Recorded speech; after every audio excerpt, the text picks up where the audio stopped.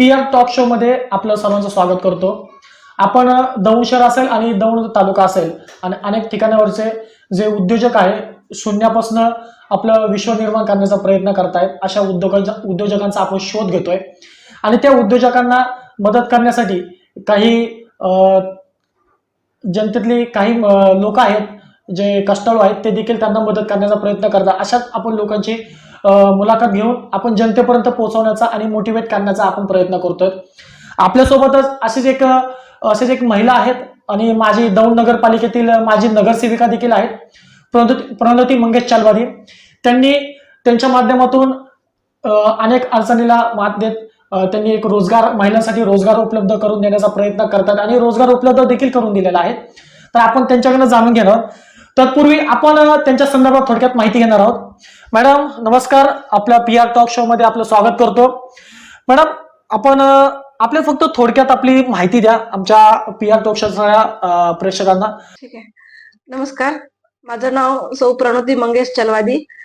मी माझी नगरसेविका आहे आणि माझं HSC बीएड आणि एम ए सुद्धा झालेलं आहे. तर मी नवयुग प्राथमिक शिक्षण संस्थेमध्ये एक शिक्षिका म्हणूनही कार्यरत आहे. तुम्ही शिक्षिका म्हणून एक देखील कार्यरत आहात आणि त्याच्या अगोदर तुम्ही दौंड नगरपालिकेमध्ये देखील नगरसेवक थांबलात आणि प्रभागामधील नागरिकांचे देखील कामं केले. उद्योजक महिलांना रोजगार उपलब्ध करून देण्याच्या अगोदर आपण राजकारणामध्ये आलात. तर राजकारणामध्ये येण्याचा उद्देश आणि राजकारणामध्ये उद्देश कसा आला आणि तुमचा उद्देश काय आणि राजकारणामध्ये येण्याचा महत्वाचा मुद्दा काय वाटलं तुम्हाला? म्हणजे लहानपणापासूनच समाजकारणाचं बालकडू मला मिळालेलं आहे आणि माझे आई वडील दोघंही एक म्हणजे समाज सहकार्य करणारे व्यक्तिमत्व होते. तर आणि ते थोडंसं मला वारसा लाभला असल्यामुळे ते माझ्यातले ज्या क्वालिटीज आहेत त्या माझ्या मिस्टरांनी ओळखल्या आणि त्यांनी मला प्रोत्साहन दिलं की तू राजकारणात आता थोडंसं ये. आणि राजकारणात येण्याचं खरं माध्यम काय, समाज सुधारणा. जर आपल्याला खऱ्या अर्थाने समाज सुधारायचा असेल तर राजकारण हे अतिशय उत्तम माध्यम असं मला वाटतंय, म्हणून मी राजकारणामध्ये आलेले आहे.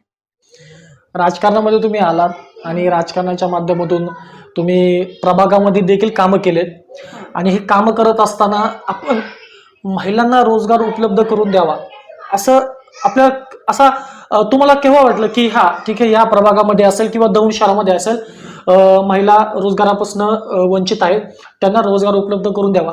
आपला हा अनुभव कधी आला तुम्हाला? राजकारणात जेव्हा मी आले त्यावेळेस असं फारसं वाटत नव्हतं की हा विषय माझ्याकडे होईल. मी अनेक निधी आणल्या.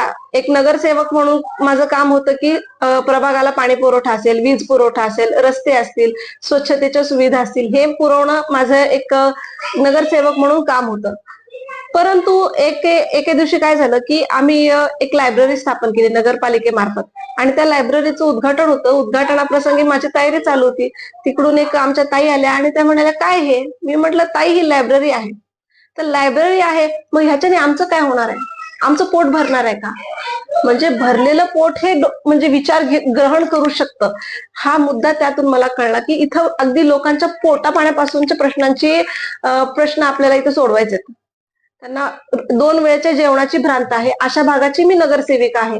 मग ह्या वेळेस मी विचार केला की आपण महिलांना हाताला रोजगार देण्यासाठी काहीतरी केलं पाहिजे. या माध्यमातून 2017 पासून आम्ही प्रयत्न करतोय की जास्तीत जास्त महिलांना आम्ही रोजगार देऊ. तर रोजगाराच्या माध्यमातून आपण आपल्या प्रयत्नातनं नगरसेविका असताना देखील आपण प्रयत्न करतात. आता नगरपालिकेमध्ये तर सर्वजण माझी नगरसेवक देखील झाल्यात. त्याच्यानंतर आपण रोजगार उपलब्ध करून देतात. या मुवमेंटमध्ये, या सर्व काळामध्ये आपण सध्याच्या परिस्थितीमध्ये महिलांसाठी रोजगार उपलब्ध कशा प्रकारे केले? आता त्या आपण रोजगार उपलब्ध करून दिला, मात्र त्या रोजगाराचा मेन पॉइंट नेमका असं काय व्यवसाय, काय बिझनेस आता स्टार्टअप काय केलेलं, सुरुवात कोणती केलेली, कोणत्या बिझनेस पासून केलेली? सुरुवातीला माझ्यासाठी पण हे सगळं काही नवीन होतं, कारण मी एक ऍज अ प्रोफेशनल मी एक शिक्षिका आहे आणि त्याच्यानंतर मग व्यवसाय करणं हे माझ्यासाठी पण खूप नवीन होतं. आम्ही ट्रायच करत गेलो. सुरुवातीला आम्ही काही मी मशिनी खरेदी केल्या, शिलाई मशिनी. त्याच्या मार्फत महिलांना कापडी पिशव्या शिवण्याचं काम मी दिलं त्यानंतर त्या पिशव्यांवर प्रिंटिंग करण्याचं काम आम्ही दिलं. ते जवळजवळ आमचं आज 7 वर्ष होत आले की आम्ही ते काम करत आहोत. आणि जस्टच एक 8-9 महिने झाले आम्ही पापड बनवण्याचं काम करतोय. ज्यात एक ऑटोमॅटिक पापड मेकिंग मशीन आहेत आपल्याकडे. त्या मशीनवर आपण हे सगळं काम करतोय आणि त्याच्या माध्यमातून बऱ्याचशा महिला आपल्याकडे काम करतात. आता पिशव्यांचं देखील आपण प्रिंट पिशव्या असेल त्याचे प्रिंटिंग असेल आणि त्याच्यानंतर पापड मेकिंग देखील आपण सुरुवात केलेली आहे. आता एक फ्री फ्रँकली आमच्या प्रेक्षकांना कळण्यासाठी एक फ्री फ्रँकली प्रश्न विचारतो. हे सर्व करत असताना खरी अडचण तुम्हाला कुठं आली? अडचण सांगा, खरी अडचण. महिलांचं मन जिंकण्यासाठी आपण काय केलं आणि महिलांना हँडल करण्या, कारण समाजामध्ये अशिक्षित महिला देखील आहेत, शिक्षित देखील आहेत. शिक्षित महिलांना सांगण्यासाठी वेळ लागत नाही, काही मिनिटं असेल, काही सेकंदाचा वेळ लागतो. पण अशिक्षित महिलांना सांगण्यासाठी किती वेळ लागला? या अशिक्षित महिलांना सांगण्यासाठी आपण काय प्रयत्न केले? त्यांच्या मनामध्ये तुम्ही कसे गेला? त्यांचं मन कसे जिंकले? म्हणजे महिलांच्या बाबतीत कसं, माझा समाजाशी संपर्क, माझं समाजकार्य यामुळे महिलांचा माझ्यावर विश्वास आहे, पूर्वीही होता आणि आजही आहे. त्यामुळे महिलांचं काउन्सिलिंग करणं किंवा त्यांना समजून सांगणं याच्यात मला फारशी अडचण आली नाही. मूळ अडचण आम्हाला आली ती दौंडमध्ये मार्केटची. दौंड हे असं शहर आहे की ज्याला कोणत्याही प्रकारचा मेन रोड हायवे टच नाहीये आणि त्यामुळे काय झालं की आपल्या दौंडचं मार्केटच व्यवस्थित हे झालेलं नाहीये, स्टँड झालेलं नाहीये. मग आमचं प्रोडक्ट आम्ही सेल कसे करायचे ह्याची खूप मोठी आम्हाला अडचण निर्माण झालेली होती.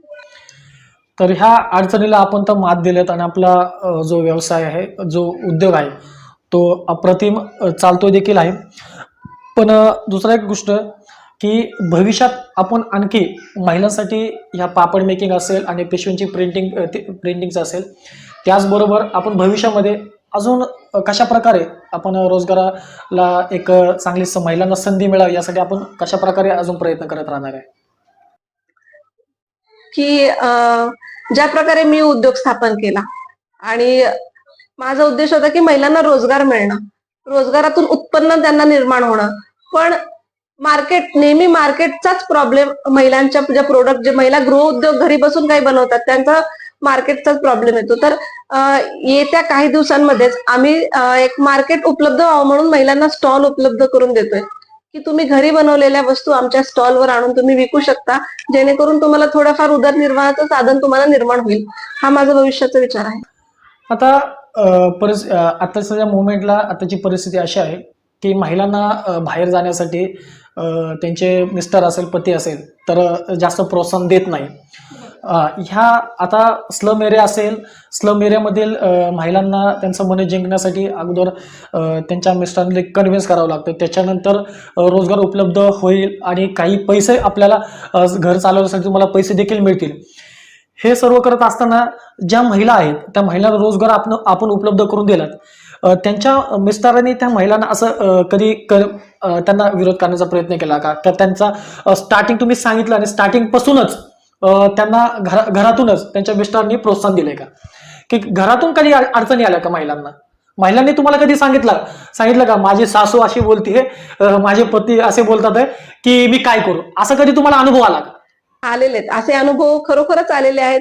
म्हणजे अजूनही समाजाची मानसिकता पुढारलेली नाहीये. आपण तालुका प्लेसमध्ये राहतोय, इथं तर अगदी म्हणजे मला असं वाटतंय की शहरापेक्षा 10 वर्ष जुनी अशी मानसिकता आहे की अजूनही स्त्रीने चूल आणि मूलच करावं, उमऱ्याच्या आतच राहावं, अशी त्या घरच्या ज्या प्रमुख व्यक्तीची मानसिकता असते. म्हणून तुमच्या घरातली पण जी स्त्री आहे ती अतिशय सक्षम आहे. त्याचबरोबर पापडचं आपण पापड मेकिंग सुरू केलं, ते मार्केटिंग कशी करतात सध्याला? आत्ताच्या मोमेंटमध्ये मार्केटिंग कशी चालू आहे? त्याची मार्केटिंग आम्ही शक्यतो माउथ पब्लिसिटीवर जास्त भर देतोय. जितका आमचा लोकसंपर्क आहे, जे आपले काय म्हणतात त्याला, आपले फ्रेंड सर्कल असेल किंवा आमचा जो एक गट आहे जो आपला, त्यांच्यामध्ये आम्ही जास्तीत जास्त ते सध्याला पसरवतो आहे. काय आहे मार्केटिंगचं ते तर आम्ही माउथ पब्लिसिटी करतोच आहे, पण तरुण मुलांना पण आम्ही त्या माध्यमातून रोजगार देतो. तरुण मुलांना आमचे प्रोडक्ट आम्ही दुकानांमध्ये सुद्धा घेऊन जायला सांगतोय, तिथं आमच्या माहिती द्यायला सांगतो आणि मग ते दुकानदार आमचे माल घेतात आणि विक्री करतोय त्याप्रमाणे. तरुण तरुण देखील आपल्या संपर्कात आहे आणि तरुण जे आहेत ते देखील आता दुकानांमध्ये मार्केटिंग करत असं आपण म्हणतात. पण ह्या सर्व घटनेनंतर आपण महिलांसाठी करतायत हा हा जो निधी आहे आता शासनातर्फे आपल्याला निधी उपलब्ध झाला आहे का? शासनाला ह्या महिलांच्या उद्योगासाठी शासन दरबारी आपण काय प्रश्न मांडलेत का महिलांच्या उद्योगासाठी त्यांच्यासाठी काही गोष्टी अजून डेव्हलप होण्यासाठी? आपण जो निधी उभा केलेला आहे तो थोडाफार म्हणजे माझ्या सेव्हिंग मधून आणि माझ्या घरच्यांच्या सपोर्ट मधून आपण उभा केलेला आहे. यातून शासनाचा आम्ही फारसा काही लाभ घेतलेला नाहीये. कारण आपण शासन दरबारी जर गेलात तर जे त्यांनी शासनाने जे काही योजना आखलेल्या आहेत महिलांच्या रोजगारासाठी किंवा महिला उद्योग उभा करण्यासाठी, त्या अतिशय किचकट करून ठेवलेल्या आहेत. इतके त्याच्यासाठी कागदपत्रांची मागणी केली जाते, ती वेळेत पूर्तता होत नाही. त्यासाठी डाऊन पेमेंटची मागणी केली जाते, ती महिलांना भरणं होत नाही. तर माझी शासनाला अशी विनंती आहे की विदाउट डाऊन पेमेंट आणि कमीत कमी कागदपत्रांमध्ये महिलांना तुम्ही व्याजाने निधी उपलब्ध करून द्यावा. व्याजाच्या स्वरूपात कर्जाच्या स्वरूपात निधी उपलब्ध करून द्यावा, अशीच माझी मागणी असेल. त्याचबरोबर अशी देखील संकल्पना आहे की बचत गट असेल, अनेक प्रकारचे स्कीम देखील काढले जातात, पण महिलांना मार्गदर्शन नसल्यामुळं काही ठिकाणी असं घडतं पण की जो निधी येतो कोणत्याही प्रकारे कोणत्याही मार्गाने निधी येत असेल तो निधी घेतला जातो आणि महिला मार्गदर्शन नसल्यामुळे घरामध्ये खर्च केला जातो. तर ते रोजगारासाठी तो वापर केला पाहिजे, पण ते वापर न करता घरामध्ये वापर केला जातो, घरात असं खाण्यापिण्यासाठी. पण जो निधी आपल्याला भेटतो तो निधी भेटल्यानंतर त्याच्यामधनं काही वस्तू आणावं, त्याच्यामुळे काही व्यापार का उद्योग करावा, त्यासाठी जास्त काही दिसत नाही, अडचणी असतात. त्या महिलांचं मन जिंकलं आहे आपण, पण अजून देखील महिलांना मार्गदर्शन कशा प्रकारे मार्गदर्शन होईल यासाठी आपण काही उपाययोजना करणार आहोत.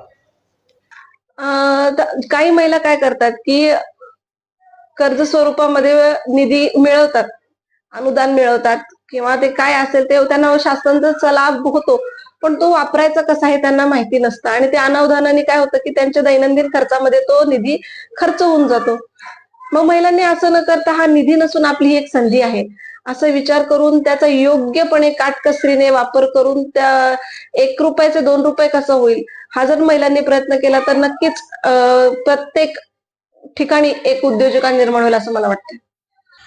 आणि जाता जाता आमच्या प्रेक्षकांना आणि समाजाला आपण काय मेसेज द्याल या सर्व घटनेमध्ये? आता आर्थिक अडचणीचा जो प्रॉब्लेम होता, जी आर्थिक अडचण आली आपल्याला, आर्थिक अडचण येत असताना देखील आपण स्वतःच्या स्वखर्चाने आणि त्यात तुमच्या घरच्यांचा तुम्हाला पतीचा तुम्हाला चांगली साथ मिळाली.